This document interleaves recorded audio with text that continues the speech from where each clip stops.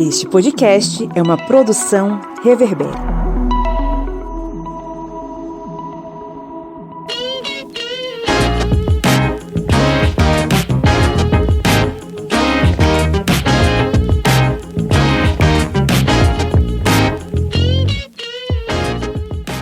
Olá, ouvintes! Está entrando no ar mais um episódio do seu podcast sobre as ciências humanas, o podcast do Historiante. Esse programete que caminha contigo pelo vale da aflição, que é esse mundo da ignorância e do fascismo que resolveu tomar de conta do nosso país, mas a gente resolveu montar essa trincheira final aqui e combater todos esses monstros bolsonaristas ou ex-bolsonaristas que apareçam por aqui, tá? Eu sou o Pablo Magalhães, estou aqui acompanhado dele, o homem que renasceu ontem e hoje tem uma nova vida, o senhor Felipe Bonsanto. Bom dia, boa tarde, boa noite, que bom falar aos ouvidinhos de vocês. Das 7, restam 4, eu acho. Tá bom? Porque eu sou um gato, aí são 7 vidas, entendeu? A gente não pode esquecer disso. Mas estamos vivos, estamos aí com um dedo a menos, um dedo roxo, com a unha roxa. Com o dedo a menos. Bateu alguma coisa na minha unha, tipo, tá preta, sabe aquelas unhas assim de sangue? Tá assim. Nossa, detalhe, né, gente? Eu falando isso você tá sendo muito detalhista, Felipe. Depois você pula isso. Pois é.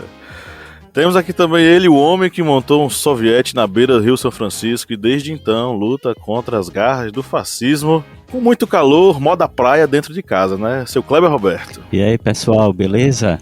Muito calor aqui, Pernambuco tá daquele jeito, calor, clima seco. E o Felipe falando, né, de gato, eu lembrei que Pablo tem um gato que ele é chamado de 5 vidas.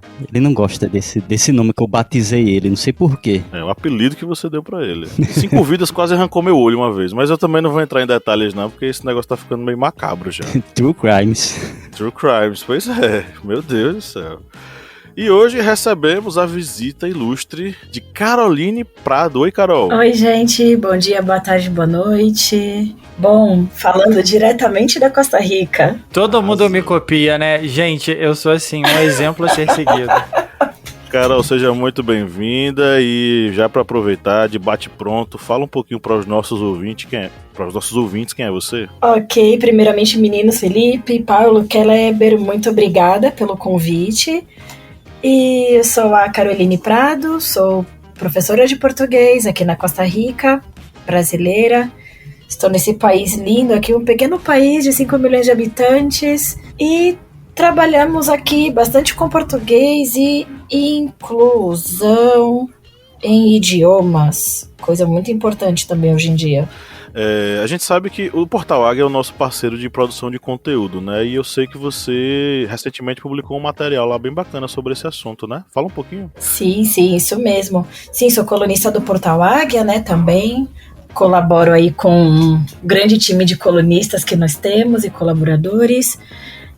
Falo bastante sobre a importância do português aqui na Costa Rica e, recentemente, escrevi um artigo sobre um menino, Henry Martínez, um menino muito interessante que realmente nos pegou de surpresa ao falar que era trilingüe, inclusive, né, falante de português também. Caramba! E deficiente visual. Aprendeu português aqui na Costa Rica e sozinho, gente. Começou a aprender sozinho.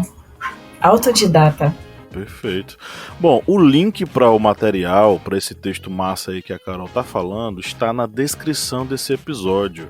Alô, Eliezer Fernandes, um abraço para você. Eu sei que você tá ouvindo a gente. Portal Águia é o nosso parceiro de conteúdos. Visitem e leiam os materiais lá. Bom, hoje é dia de a gente falar, eu acho que quem prestou atenção já entendeu o tema de hoje. Hoje a gente vai falar sobre a educação inclusiva, não é? E, obviamente, sobre todas as problemáticas em torno dessa educação inclusiva. Primeiramente, pensando que nós somos um país, no caso, nós 2 países, né? Estamos mencionando aqui 2 países, conexão internacional. Somos países que fazem parte da periferia do capitalismo e mesmo assim a educação inclusiva não pode deixar de ser pauta, até porque a educação inclusiva um dos fatores que pode nos ajudar a reverter esse quadro de desigualdade social, né? Então, enfim, como é que a gente pode pensar, quais reflexões podemos fazer sobre esse tema, é o que a gente vai tentar levantar aqui neste episódio. Mas antes, vamos para alguns recadinhos especiais. Felipe Bonsanto, o homem imorrível que tem 7 vidas. É o seguinte, as pessoas que escutam o Historiante, além de acompanhar a gente a cada semana, elas podem nos ajudar a amplificar os nossos comentários, as nossas falas, entre pessoas que ainda não nos conhecem, não é mesmo? Pode mesmo, e tem várias formas para isso, Pablo. Uma dessas formas é você que está ouvindo a gente agora no Spotify ou no Apple Podcast, ir lá e dar 5 estrelinhas pra gente no seu agregador. Você pode avaliar a gente com a nota máxima e isso ajuda com que a gente seja indicado para outras pessoas que também procuram por conteúdo e por conhecimento ali no agregador de podcasts. Além disso, você também pode ajudar a gente compartilhando esse episódio, seja no Spotify, seja no Apple Podcast, e aí seja em qualquer agregador, Deezer, no Orelo, em qualquer outro agregador, que ajuda também a popularizar o Historiante e a chegar a outras pessoas, e compartilha também com seus amigos.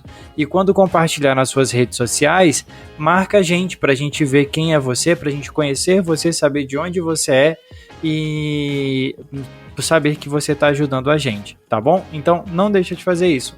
Vai lá, dá 5 estrelinhas pra gente e depois compartilha esse episódio. Perfeito. Cleber Roberto, temos informações da nossa parceira, não é? Isso mesmo. Nós continuamos, viu, pessoal, com o código promocional junto à editora parceira do Historiante, que é a editora Contexto. O código promocional é Historiante20. Com esse código, que vai estar aqui na descrição desse episódio, você pode ter até 20% de desconto nas aquisições de livros junto ao site da editora Contexto. Você pode adquirir, por exemplo, o livro História da Ásia, do professor Fernando Pureza, que é doutor em História pela Universidade Federal do Rio Grande do Sul. E ele, inclusive, fez uma participação na minipédia aqui do Historiante, que tá no forno, já sendo preparada, onde ele deu uma aula aqui muito boa, excelente, sobre a história da China no século XX, que é uma história que faz parte desse livro, História da Ásia, que é um livro que você pode adquirir utilizando o nosso código promocional Historiante20, e você pode adquiri-lo no site da editora Contexto. E depois você aproveita, volta aqui no seu app favorito de podcasts e faz aquela maratona, porque o episódio sobre a história da China na minipédia com o professor Fernando Pureza foi excelente. Pois é, vai entrar no ar, eu acredito que semana que vem, tá? Tá no forno. Tá no forno aí. Inclusive a editora mandou mais livro, tá? Mandou aqui o livro Várias Faces da Independência do Brasil, do Bruno Leal e do José Hinaldo Chaves, e o livro Juventude contra a Cultura, do Marcos Napolitano. Então os 2 livros chegaram aqui e já estão prontinhos pra gente fazer a resenha. Como Historiante é um podcast sem memória, a gente não lembrou de fazer a resenha do livro sobre a independência do Brasil no dia da independência do Brasil. Mas assim, são as efemérides da vida, né? Bom, meus amigos, então, e sem mais delongas, vamos para o nosso giro de notícias, não é, Cleber Roberto? Isso mesmo, bora lá, pessoal.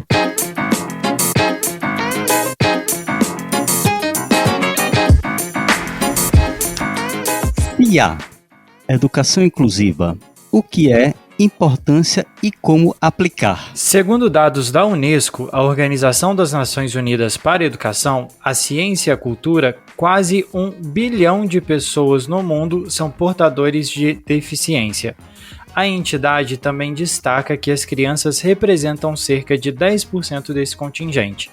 No Brasil, estima-se que 24% da população tem algum tipo de deficiência.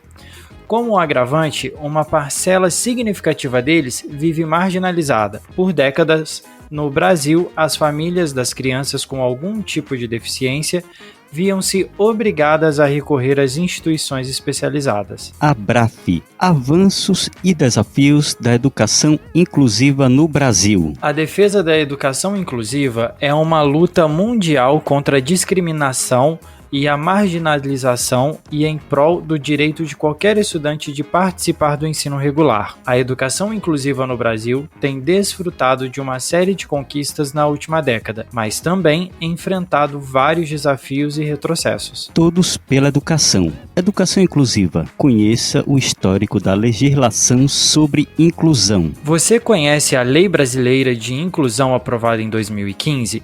Conhecida como Estatuto da Pessoa com Deficiência, que trata de diversos aspectos relacionados à inclusão das pessoas com deficiência.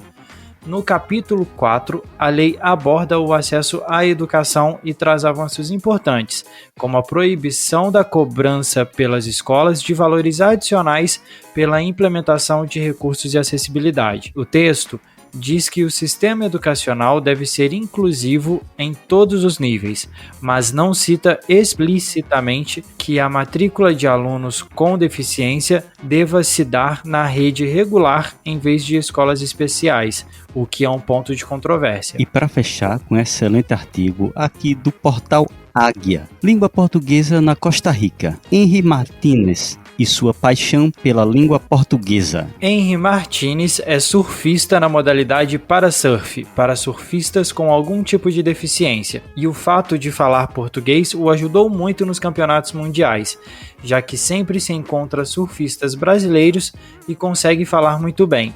Na faculdade, depois de tanto estudar português em casa por conta própria, começou a nomear verbos e tudo mais. Abre aspas, depois disso o português virou uma obsessão, fecha aspas, diz Henry Martínez rindo e divertindo-se. Depois dos níveis básicos que estudou na universidade, continuou estudando português sozinho. É com você, Pablo. Pablo, aí larga o cuscuz e bora lá. Queria eu estar comendo cuscuz agora. Beleza, vamos para o nosso editorial.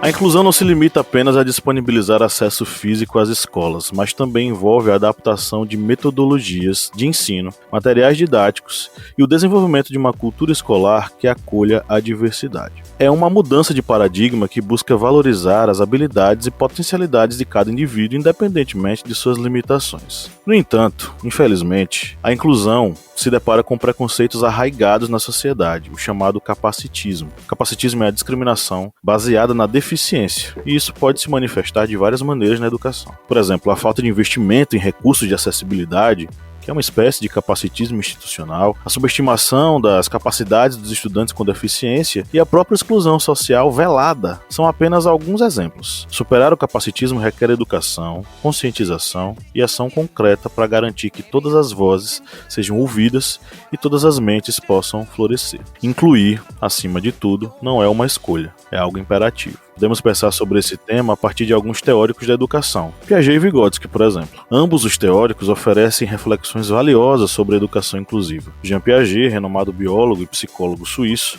destacou a importância do desenvolvimento cognitivo na infância. Ele argumentou que as crianças constroem ativamente seu conhecimento por meio da interação com o ambiente. Nesse sentido, a inclusão deve criar um ambiente educacional que seja rico em experiências práticas, permitindo que as pessoas com deficiência participem ativamente do processo de aprendizado e desenvolva suas habilidades de acordo com seu próprio ritmo. Por outro lado, Lev Vygotsky, psicólogo russo, enfatizou a importância da interação social no desenvolvimento cognitivo. Ele propôs a ideia da zona de desenvolvimento proximal, que se refere ao espaço entre o que o aluno já é capaz de fazer sozinho e o que pode fazer com ajuda. Isso implica que a inclusão deve promover a colaboração entre alunos com diferentes habilidades, criando oportunidades para o aprendizado mútuo. Portanto, a inclusão na educação de pessoas com deficiência deve ser pensada como um processo dinâmico e adaptativo. Isso envolve a oferta de suporte personalizado, a criação de ambientes de aprendizagem inclusivos e a promoção da interação entre todos os alunos. Mas será que o Brasil está preparado para esse desafio? De acordo com a pesquisa do Instituto Olga Koss, com dados compilados de 2022 do Índice de Inclusão para Pessoas com Deficiência, a maioria das crianças e jovens com deficiência não frequenta ou não frequentou a escola. O percentual de 17% de frequentadores sugere os passos a serem dados em prol de uma escola que realmente inclua PCDs. De acordo com esse mesmo estudo, os fatores que dificultam o acesso e a permanência na escola estão associados ao transporte escolar em 32% dos casos. Em seguida aparecem a falta ou carência de acompanhante, 25%, e a infraestrutura escolar e acesso da escola, 22%, juntamente com a distância da instituição, 20% das respostas que foram dadas. Bom, o caminho está bem complicado para a gente conseguir fazer essa inclusão, mas como é que vocês conseguem compreender esse processo no Brasil ou no mundo, né,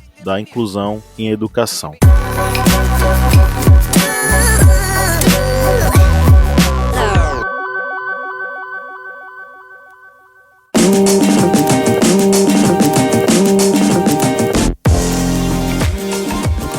Bom, gente, essa questão da inclusão, ela tem vários fatores, né? Além de todos esses fatores das dificuldades, seja no Brasil, seja na Costa Rica, em qualquer outro lugar do mundo, que a gente sabe que existe uma certa carência de recursos, verdade, para oferecer às pessoas com alguma deficiência. Também tem, às vezes, a falta de incentivo, que muitas vezes, de acordo com o Henry, né, que eu entrevistei, essa falta de incentivo, às vezes, não foi o caso dele, mas muitas vezes vem de dentro de casa. A própria falta de incentivo também, como pessoas pensam que não vai conseguir, você não vai, não pode fazer, não pode ir, cuidado com as suas limitações. E é algo a ser trabalhado também. Além de toda essa carência de recursos, tem a questão de lidar também dentro de casa. Essa questão realmente da educação inclusiva, ela vai realmente perpassar tanto pela família, como pela instituição de ensino, como até mesmo pelas, digamos, autoridades governamentais.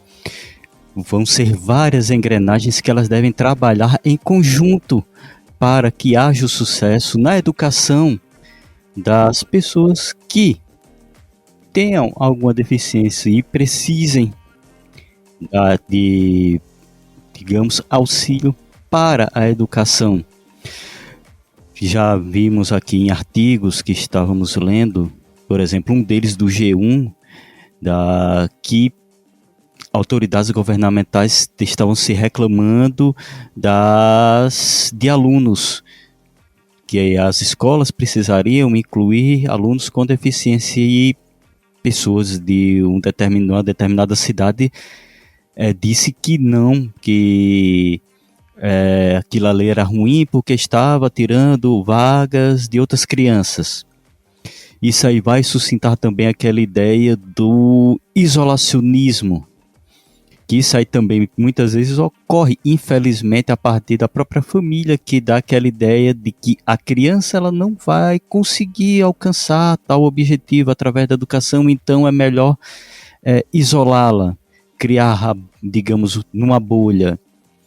Essa mentalidade ela já está sendo modificada. Ainda bem que está tendo um auxílio para isso.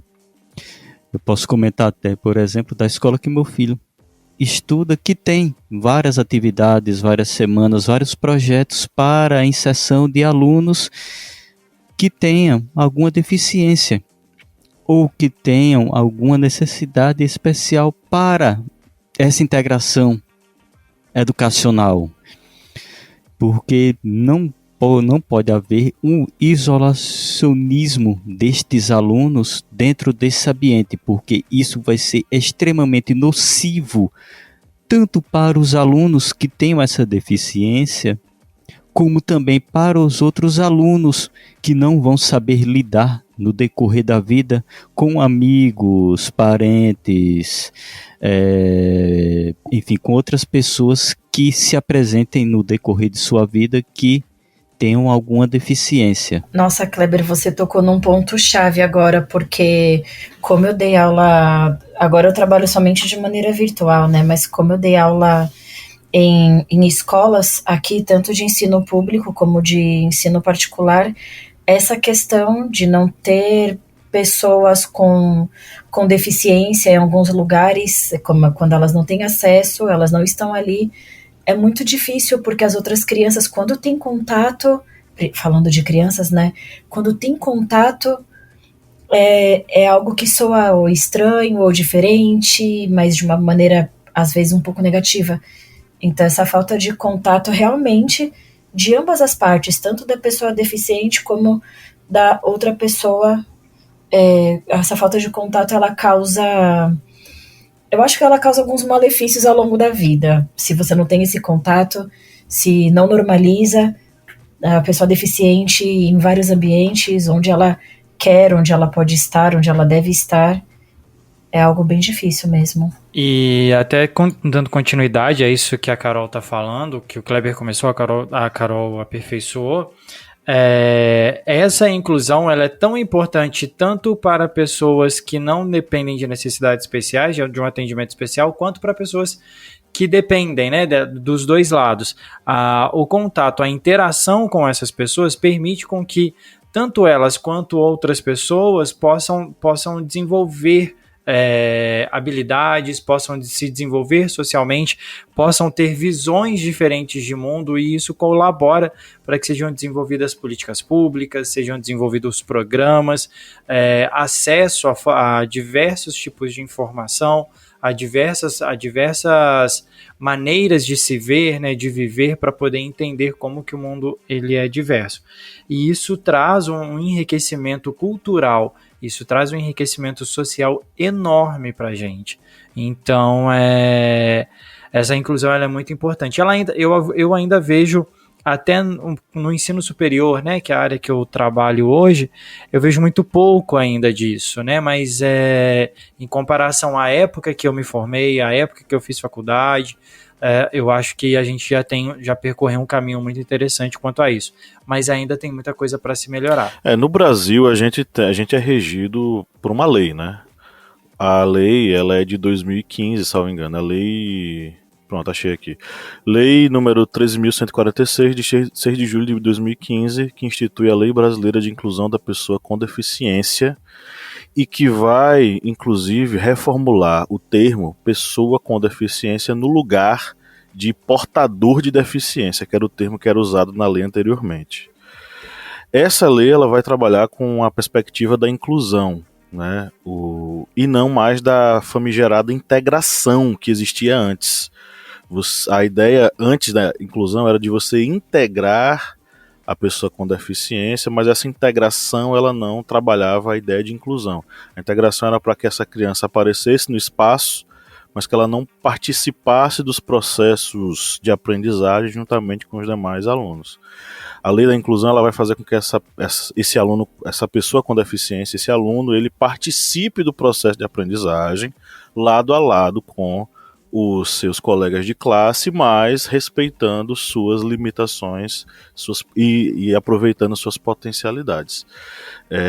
E aí fico curioso em saber como é que é por aí, Carol. Quais leis regem esse processo? E como é que foi trabalhar com o Henri? Bom, tem uma lei em relação à oportunidade e desenvolvimento das pessoas com deficiência. Ela está vigente desde maio de 1996. E é uma coisa bem interessante, porque a lei está ao lado das pessoas com deficiência, que em espanhol fala discapacidade, mas mesmo assim, eu acredito, eu que já já estou aqui na Costa Rica há 5 anos também dando aula, é algo bem difícil, mesmo assim, de você ver as pessoas com deficiência em alguns ambientes.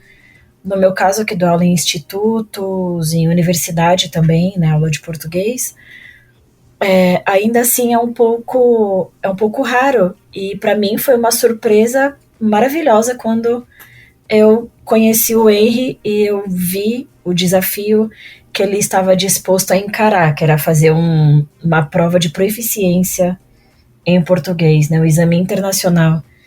Então foi uma grata surpresa.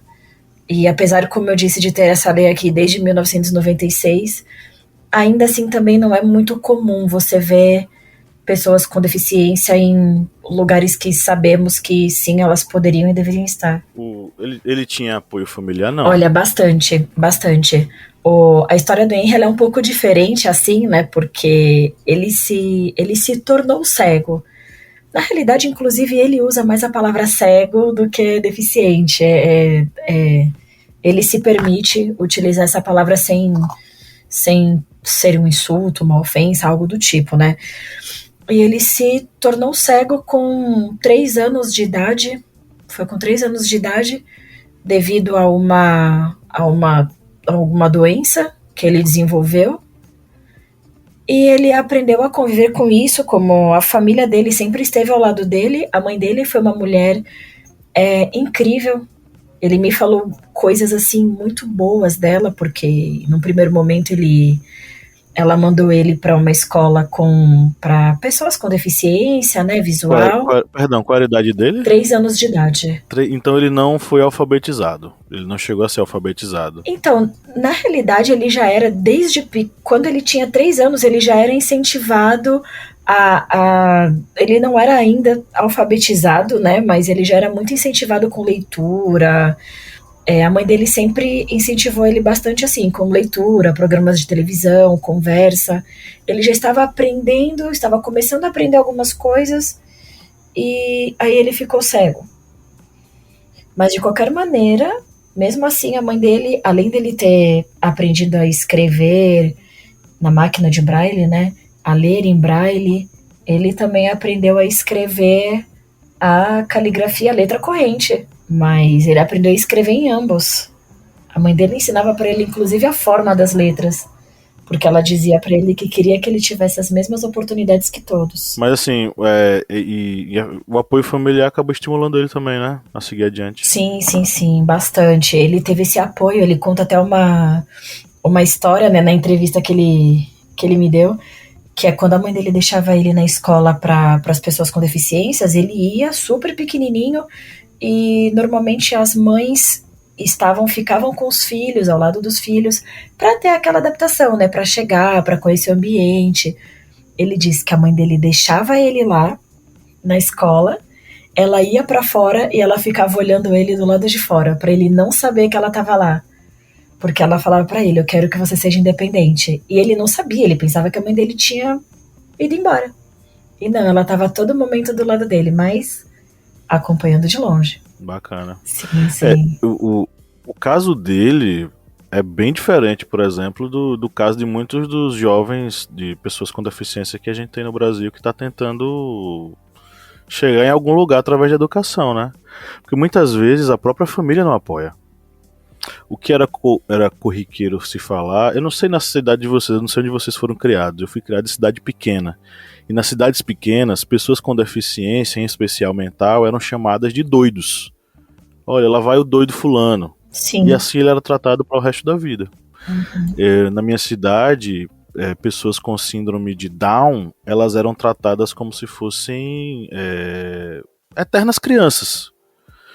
E elas não eram estimuladas ao estudo. E obviamente que quando você não estimula uma pessoa a estudar, ela não vai adiante, né? Ela não se desenvolve do ponto de vista cognitivo e tudo mais. E tudo isso faz parte de uma cultura capacitista, que vê a pessoa com deficiência como se fosse uma pessoa inferior. É algo que pode ser, nesse caso, como eu acabei de falar, velado, uma coisa que se encapilariza culturalmente e se transforma em algo que dificilmente pode ser revertido, né? A gente tem uma cultura capacitista. Infelizmente, a gente participa e comunga dessa cultura capacitista. Talvez em maior ou menor grau, todos nós já fomos capacitistas em algum momento. Então, assim, é um processo de aprendizagem, né? Além desse capacitismo cultural, a gente vai ter um capacitismo que é institucional. As instituições, elas não têm interesse nesse processo de inclusão, a não ser que eles sirva como uma espécie de panfleto de publicitário, para alavancar alguma instituição, ou enfim. É como aquela coisa, né? Empresa que diz que faz inclusão de pessoas com deficiência, mas a porcentagem é ínfima se comparado com aquilo que ela deveria colocar de pessoas com deficiência em atividades produtivas em suas empresas.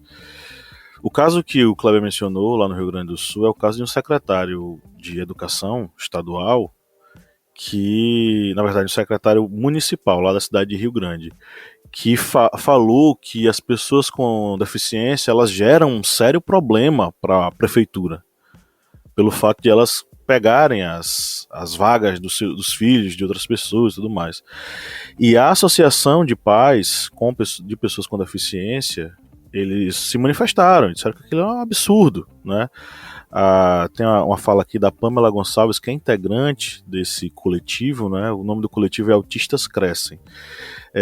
Eles pediram a exoneração do secretário. É inadmissível que a gente tenha um secretário que faça palavras capacitistas, preconceituosas. Nós não vamos aceitar, a gente não quer desculpas, foi o que ela falou em relação ao que o secretário falou, né? De terem sérios problemas com as inclusões.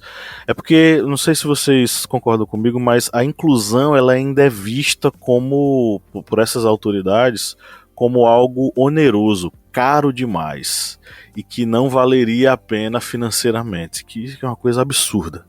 Eu sou professor do estado de Alagoas, eu tenho alunos com deficiência, eu tenho alunos com deficiência auditiva, nos segundos anos, eu tenho um rapaz que ele tem deficiência, um dos espectros do autismo, no terceiro ano. Todos eles passam por um processo de aprendizagem completamente distinto. Eles precisam de um acompanhamento individual, sempre. Os dois alunos com deficiência auditiva, eles têm uma intérprete de Libras, e esse aluno que tem um dos aspectos do autismo, ele tem um acompanhamento de uma profissional de psicopedagogia.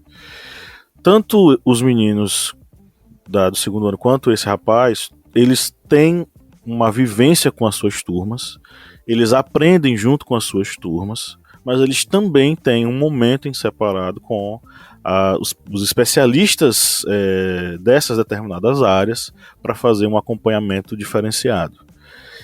E eu acredito que esse seja o modelo principal, o modelo ideal para você atender pessoas com deficiência de uma forma que todas as suas potencialidades e suas dificuldades elas sejam totalmente supridas, né?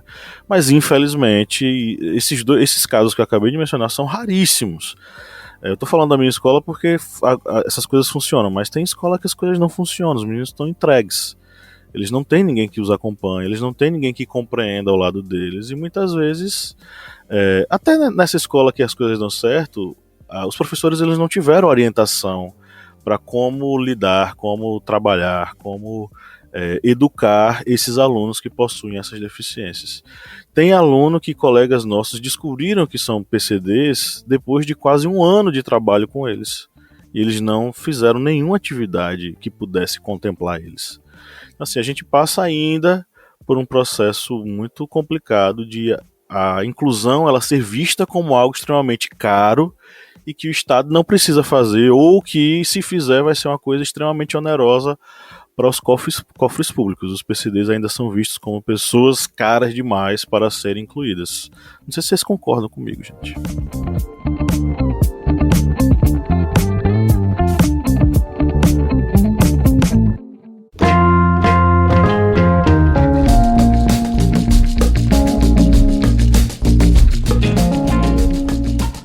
Eu concordo, até porque dentro das empresas isso é visto ainda, né? Assim, a possibilidade de você capacitar uma pessoa, de você preparar uma pessoa dentro de uma empresa para assumir algum determinado cargo e essa pessoa ela ser portadora de alguma necessidade especial, as empresas não estão preocupadas com isso. Hoje se fala muito sobre a inclusão, né? A gente fala sobre as diversas formas de inclusão que precisam acontecer dentro das empresas, mas a gente não fala como essa inclusão atinge também a capacitação profissional dessas pessoas e os processos seletivos que atendem a isso. E isso ainda é visto pelo governo, pelo Estado, pelas empresas, por todas as pessoas como realmente algo oneroso. E isso é uma perda imensa, tanto para as pessoas, o acesso dessas pessoas numa possibilidade de melhoria de vida, e também na diversidade dentro das empresas, dentro das escolas, dentro desses espaços, para que possa se enriquecer de conhecimento e de vivência. Eu estava comentando sobre essa questão, por exemplo, da exceção no ambiente escolar. E eu mesmo, eu até comentei com o Pablo anteriormente, foi através da escola pública que eu vim descobrir que o meu filho, ele tem TEA. Só falta a emissão do laudo, mas a psicóloga que está cuidando, acompanhando ele, já disse que ele tem vários traços que pode ser. Ele tem o TEA, que é o transtorno do espectro autista, só que no nível 1, um nível que ele consegue interagir com as pessoas, mas ele não consegue, por exemplo, ter alguns relacionamentos de amizades, enfim, vários traços. E isso foi descoberto na escola pública, porque ele anteriormente estudava em escola particular e, para ver como, digamos, uma combinação de fatores na escola particular, achavam que aquilo era só uma questão de fase. Veio pandemia, problemas financeiros, e ele foi para a escola pública do município, escola Rubem Amorim, aqui no município de Petrolina. E a professora dele, no 5º ano, ela pegou e disse: ele é muito calado e não consegue assim ter interação de amizades, então eu vou solicitar aqui para ele seja encaminhado para uma psicopedagoga. A gente já tinha interesse de levar para o psicólogo, mas a gente sempre tinha muitas dificuldades devido, digamos, o sistema que dificulta com agendamentos, essas coisas. E com esse encaminhamento da escola foi bem mais rápido, aí a gente conseguiu todo esse, digamos, toda essa assistência.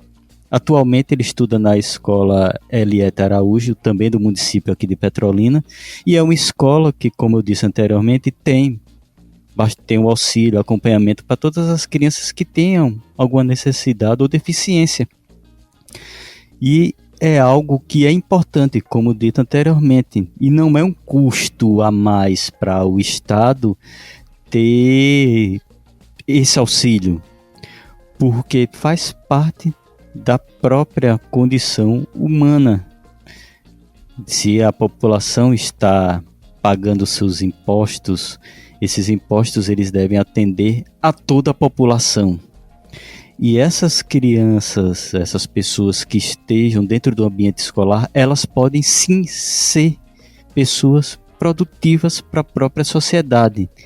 Deve acabar com essa ideia capacitista de crianças, pessoas com alguma deficiência, elas não vão contribuir em nada com a sociedade. Isso tem que ser jogado por terra, isso tem que acabar, porque é algo que acaba sendo muito nocivo, não somente para as pessoas que tenham alguma deficiência, mas também para a própria sociedade, que acaba se preenchendo e se, vamos dizer assim, entre aspas, se completando de preconceitos e estereótipos contra pessoas que muitas vezes podem ter capacidades intelectuais superiores a muitas pessoas que se dizem, vamos botar aí entre aspas, se dizem normais, para não usar um termo aqui preconceituoso e acabar tomando um strike, porque eu ia começar a dizer alguns palavrões aqui, Pablo ia botar alguns pis aqui. Calma, cara.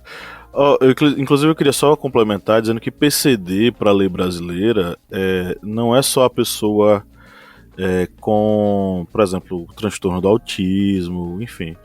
PCD também são pessoas superdotadas. Então, a lei vai valer tanto para uns quanto para outros, sabe?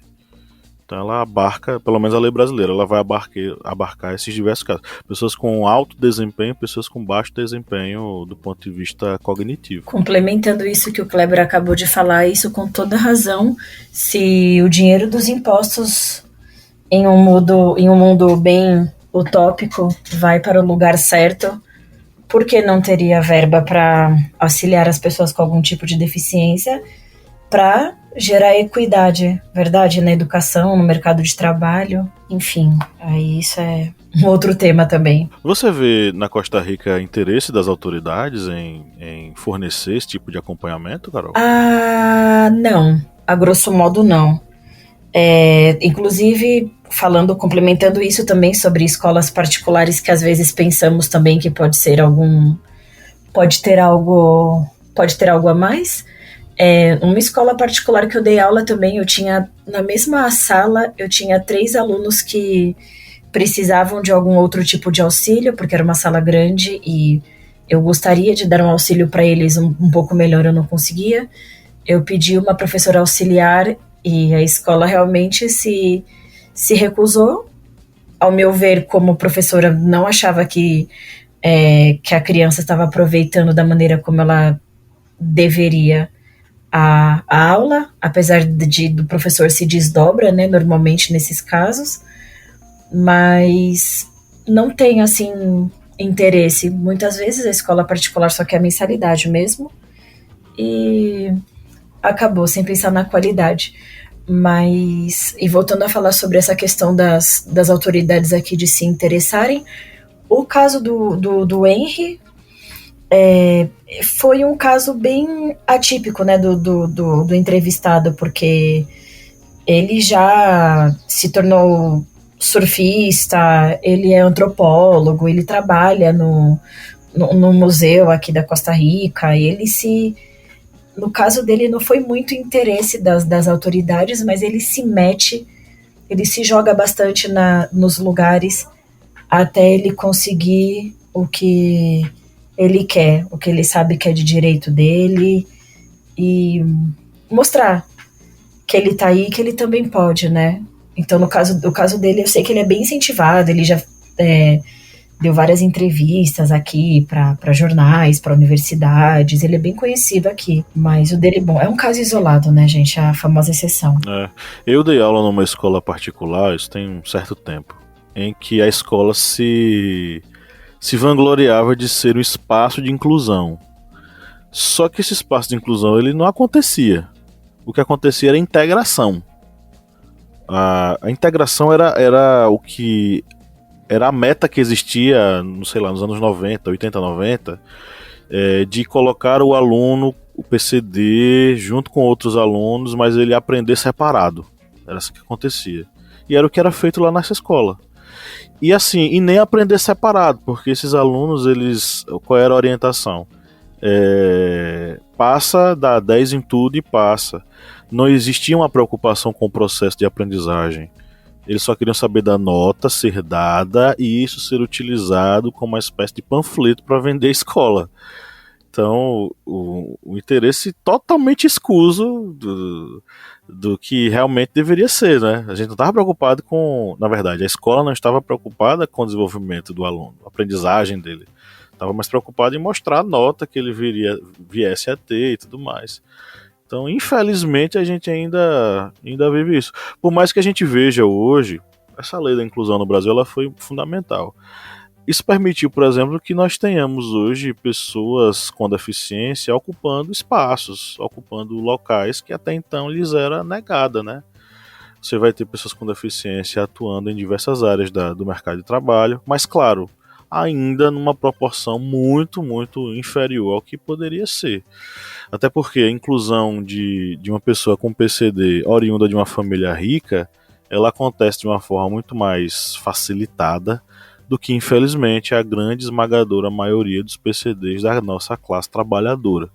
Infelizmente, penam bastante para sobreviver, sabe? Sim, isso é verdade mesmo. Inclusive, no caso do Henry, ele conta, né, que a primeira máquina, quer dizer, a única máquina que ele teve para escrever em braille, ele recebeu de doação, foi uma doação de uma outra pessoa que já não precisava, não usava mais, e ele tem essa máquina desde quando ele era criança até hoje, né? Eu tive a oportunidade de ver essa máquina.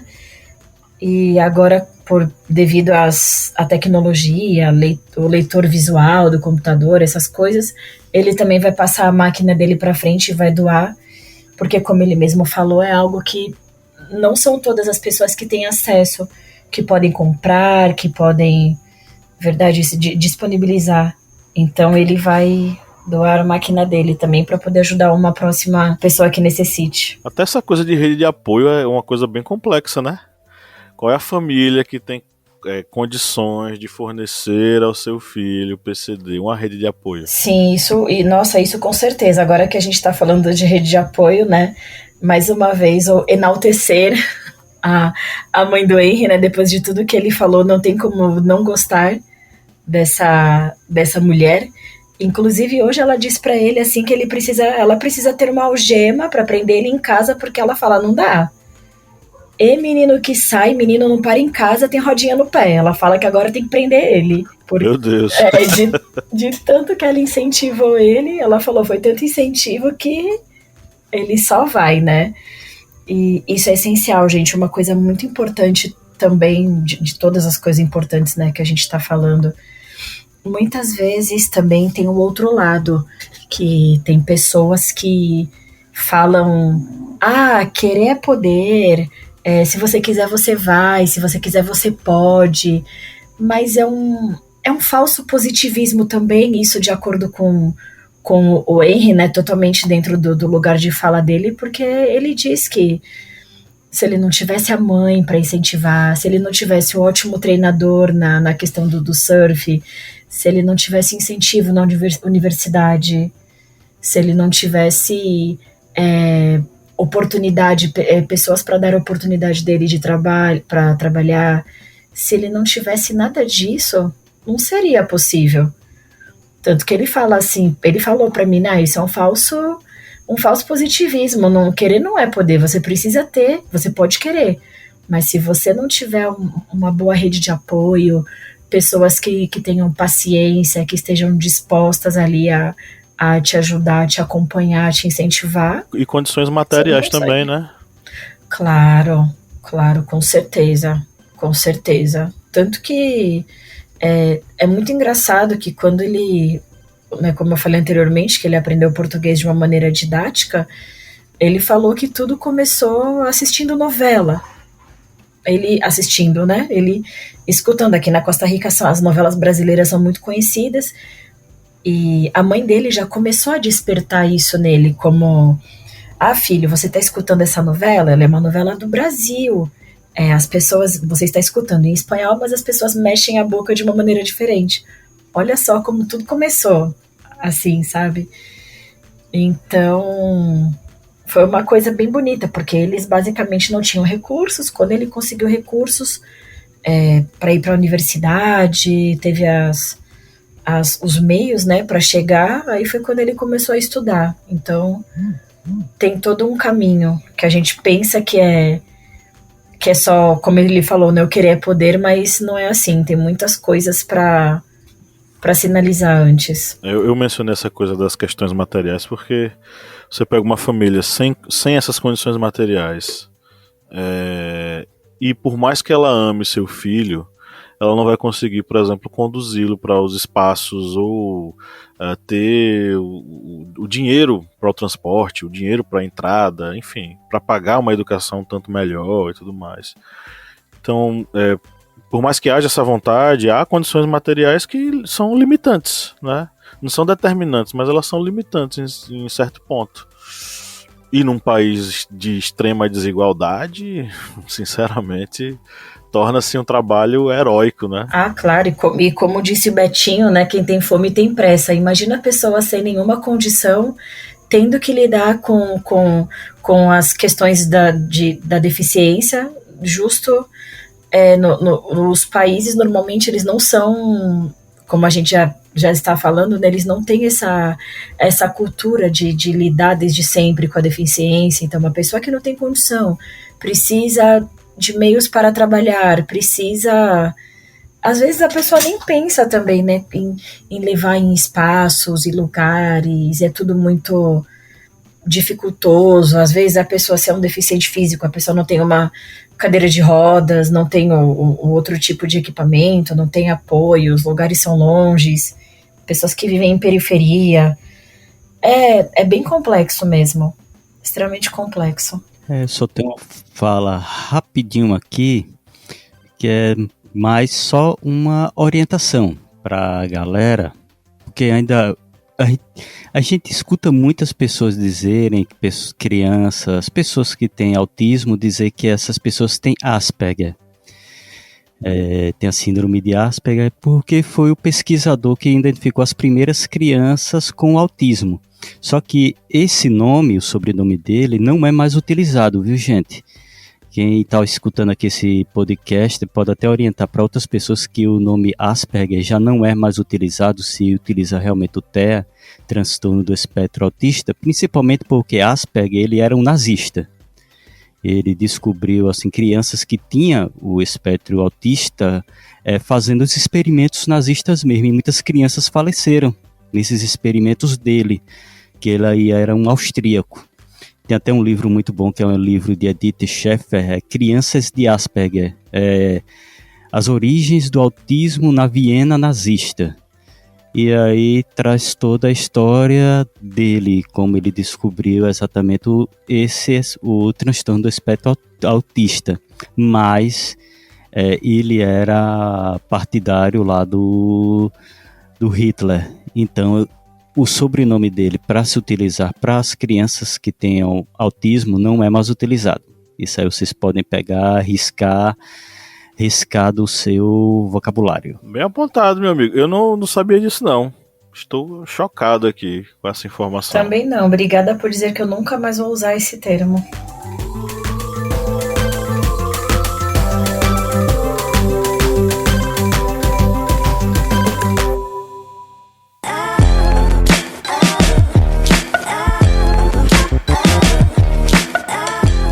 Então, meus amigos, vamos para as nossas indicações. É o momento em que a gente vai sugerir algumas coisinhas para os nossos ouvintes, fazer essa curadoria gostosa de fim de episódio, dizer o que a gente está assistindo, o que a gente está vendo e sugerir isso para os nossos ouvintes, né?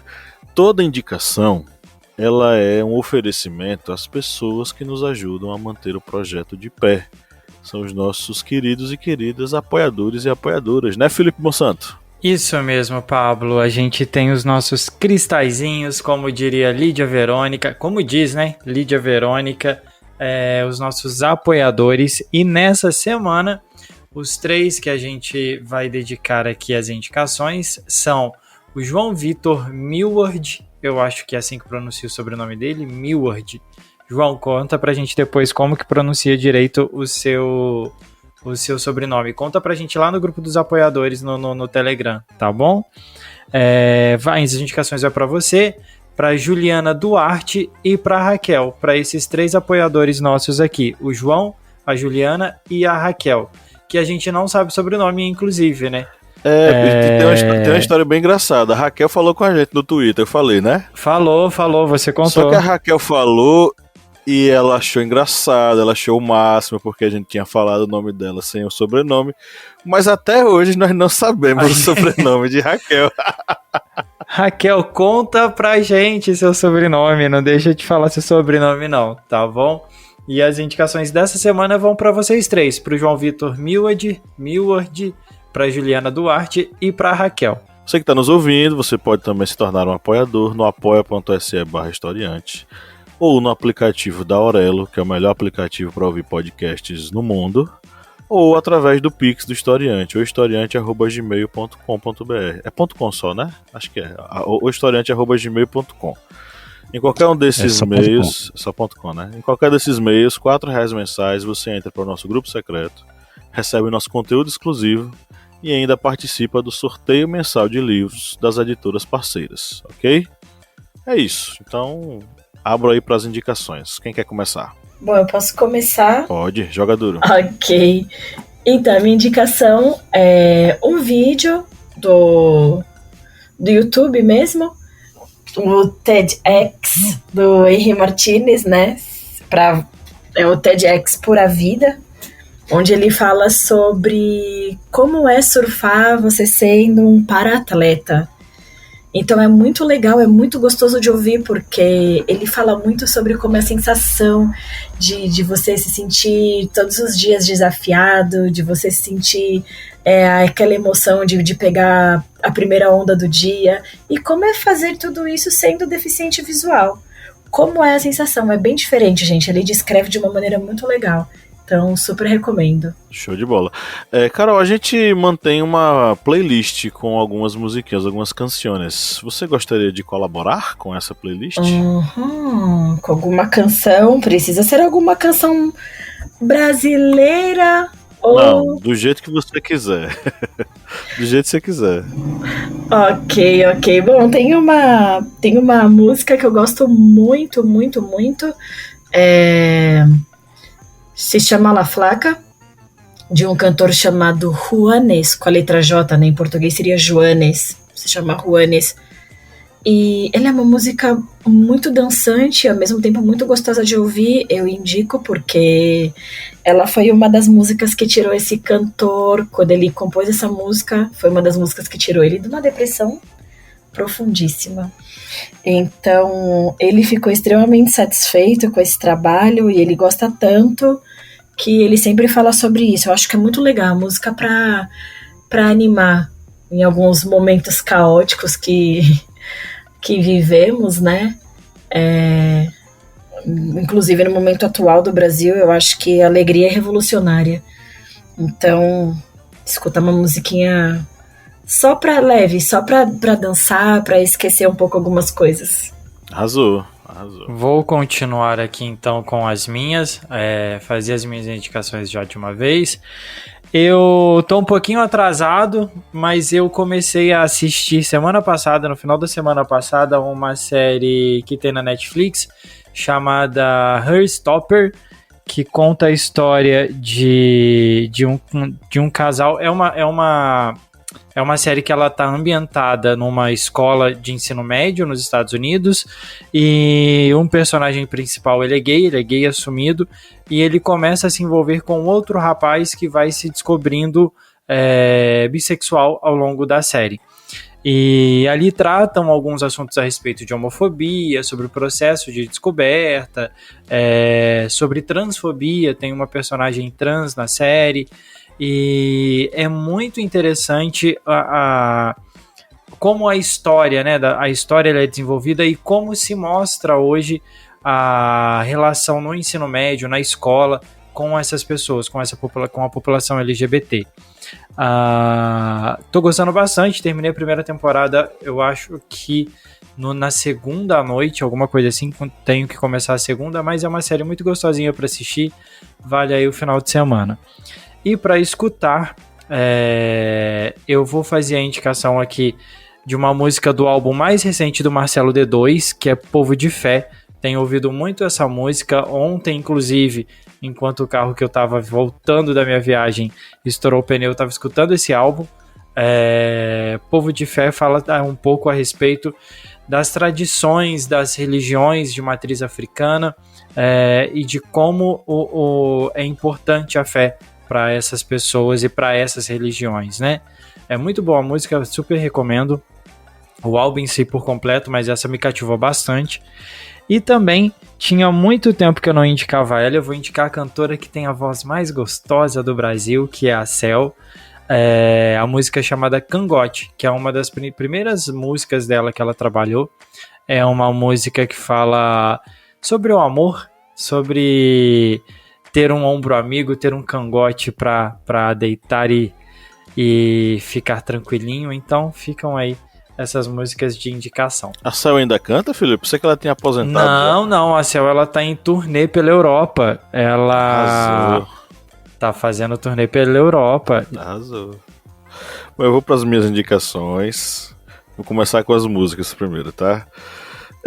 Vou sugerir, são duas cantoras brasileiras, jovens cantoras brasileiras. Joyce Alane, ela tem uma música chamada Leão, e vai aí em homenagem ao meu filho Léo, que está longe de mim esses dias, está com sua mãe em Petrolina, Pernambuco, e eu estou com saudades. E essa música é muito bonita. E tem a música da Mariana Frois, Eu, que também é uma música muito bonitinha. Duas cantoras dessa nova geração da música popular brasileira. Sugiro que vocês conheçam elas, tá? Vão atrás aí. E eu vou indicar também um podcast. Esse podcast, ele se chama França e o Labirinto, com Celton Mello, produzido pelo Nerdcast, e é um original Spotify. O França, né, ele é um investigador que, por uma questão de saúde, ele fica cego.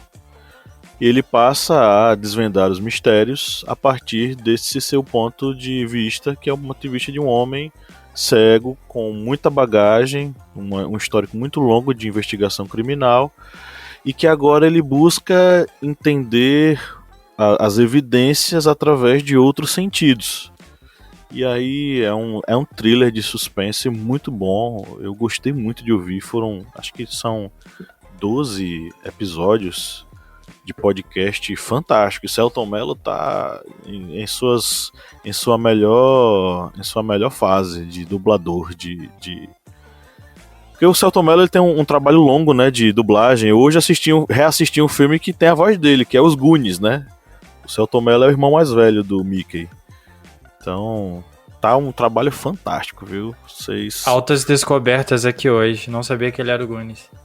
Ele é o irmão mais velho. Ele é o irmão mais velho, e o Danton é o outro menino, é o Bocão, que fica penteando o cabelo toda hora e tal, enfim. Assistam Os Goonies, tá? Fica a segunda dica. Goonies, um clássico do cinema norte-americano. É isso, vai, Kleber. Pronto, vou para as minhas indicações. Eu vou indicar aqui para que vocês assistam.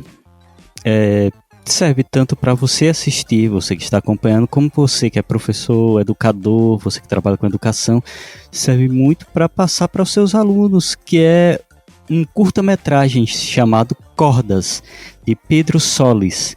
É uma animação espanhola, lançada em 2014, e você pode encontrá-lo disponível em vários canais no YouTube, que vários canais colocaram, inclusive, esse curta-metragem dublado. Ele é curtinho, 10 minutos, para atender realmente a ser um curta-metragem. E esse curta, ele fala a história de Maria e Nicolas. Nicolas é uma criança que tem paralisia cerebral e vai estudar nessa instituição, que é tipo, não seria bem um orfanato, mas seria um local para acolher crianças em momentos tanto para educar, como também pessoas que estejam em alguma necessidade. E ele é atendido nesse local e se encontra com Maria, que é uma menina bem ativa, mas ele fica na sua cadeira de rodas e Maria quer que ele brinque com ela, interaja nas brincadeiras. E aí vem o motivo do título desse curta, Cordas, porque ela usa cordas para fazer com que ele mexa braços e pernas para brincar com ela. É um curta muito bom, excelente. Eu só aconselho para pessoas que sejam, digamos, bem emotivas, pode pegar uns lencinhos, porque ele é bem emocionante. E vale a pena, como eu disse, passar também para os seus alunos, você professor educador, porque serve ali para uma introdução e você debater com seus alunos sobre crianças que tenham alguma deficiência. Vai aí a minha dica para vocês assistirem. Minhas dicas musicais, eu vou passar uma da banda Pearl Jam, que é a música Given to Fly. E eu indico essa música porque você pode procurar aí também no YouTube essa música Given to Fly, Pearl Jam ASL. ASL é a abreviação de American Sign Language, que é a língua americana de sinais, que é como se usa nos Estados Unidos. E eu peço para vocês procurarem dessa forma, Given to Fly ASL, porque é um vídeo bem legal, onde tem uma tradutora de sinais. Tem a língua de sinais americanos, que ela está ali embaixo do palco, traduzindo as músicas. Isso é um show em 2000, no ano 2000, ou seja, 23 anos atrás eles já trabalhavam isso em shows. E ela traduzia as músicas e ele começa a elogiar ela e puxa ela para o palco. para apresentar junto com eles a tradução para sinais. E é bem legal esse vídeo, ou seja, mostrando exatamente o respeito, não somente com a profissão dela, como também para as pessoas que precisam da tradução dela, ou seja, para as pessoas com deficiência. E a outra música é uma música War Pigs, da banda Black Sabbath, porque eu já falei do baterista do Def Leppard, que não tem um braço, e Tom Iommi, que é guitarrista do Black Sabbath, ele não tem a ponta dos dedos, de 2 dedos da mão direita, e ele é canhoto. E ele perdeu a ponta dos dedos com 17 anos em um acidente de trabalho. E os médicos diziam que ele não tinha condições de tocar violão, nada, porque era exatamente os dedos que ele utilizava para fazer solos. Mas aí ele fez uma adaptação em plástico, de moldes, lixou tudo e fez uma adaptação para ir treinando com banjo, até conseguir se tornar uma das referências do rock e do heavy metal. E estou passando essa música War Pigs, porque é uma música que vocês veem que não é porque ele tem essa deficiência na falta da ponta dos dedos para fazer os solos que ele não consegue tirar um super riff de um dos clássicos do heavy metal. Estão aí minhas indicações para vocês. Perfeito. A noite de revelações, né? Ô Felipe, qual foi a revelação que mais lhe surpreendeu? Foi o Asperger ou foi Ragatanga? Eu acho que foi Ragatanga. Cara. Aquela Do Ragatanga. Não, eu assim, na galeria das revelações, assim, ela tá em destaque ainda, entendeu? Ai, meu Deus, essa história da Ragatanga. O Carol sabe a história da Ragatanga? Não sei. Eu acho que não. Eu ia perguntar exatamente isso agora. É que... Carol, eu sofro muito bullying nesse programa, entendeu? Não, o bom é que tá tudo gravado. É porque o Ragatanga... Ragatanga é aquela música do Ruge, né? Você sabe. Olha lá quem vem virando na esquina, vem Diego com toda a alegria festejando e tal. Sim. Você deve lembrar que na época que essa música foi lançada, teve até um pânico, aquele satanic panic básico, né? De que Diego era possuído pelo ritmo ragatanga. Olha só, ele era o cara possuído e tal. Essa música é do diabo e tal. Sim. E aí o que a gente falou foi que o pobre do Diego, ele não era satânico coisa nenhuma. O pobre do Diego só queria cantar a música que ele gostava. Aí ele canta, né? Sererê, raderê. Só que essa música existe, você sabe, né? Ela existe em espanhol. Não, a das Las Ketchup, né? As argentinas. Sim. Não, a música que o Diego quer cantar, a Sererê, raderê.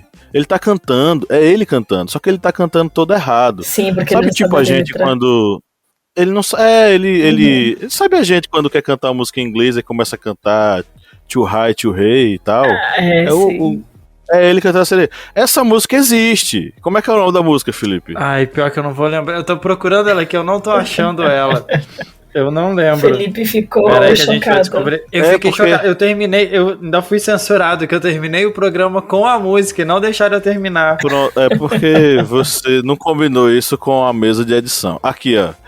É uma música chamada Rapper's Delight. E a banda se chama Sugar Hill. Aí o que acontece?